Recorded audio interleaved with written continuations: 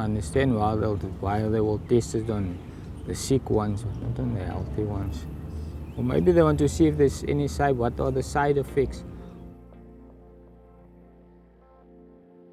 I come from Zimbabwe, and in Zimbabwe there's some places where malaria is actually eating havoc there, and I lost a brother there.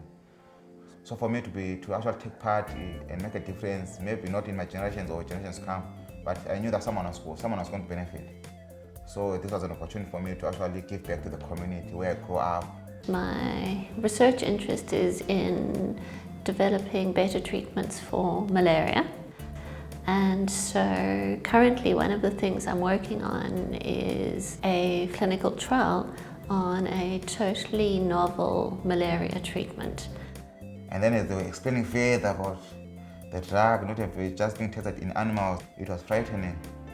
But once I had made my mind that I was going to do it, then I said, no, there's not going to be. Let me do it. And then I thought of my experience and the poor guys back there who can't access some of these expensive drugs. I said, no, let me actually help out here. We're actually looking for healthy volunteers, and we're looking for people that have flexible jobs or flexible time to come into the hospital for a period of time where they can actually be given the test medicine.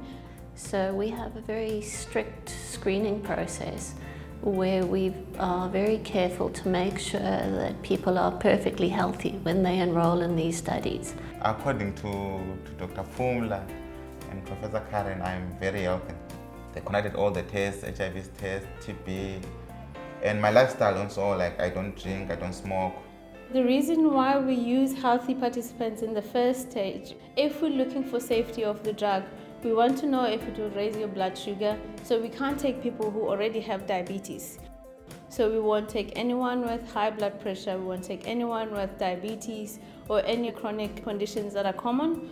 We also really want to understand the relationship between how much of the medicine we give and what the blood concentrations of the medicine are, because that helps us understand what would be the best dose to give someone when we move into studies in malaria patients. At the end of the day, what we want to know is whether the drug is safe and whether people can actually take the medicine. And thirdly, we want to know what is the dose that we can take to the next stage, which would usually involve patients with malaria.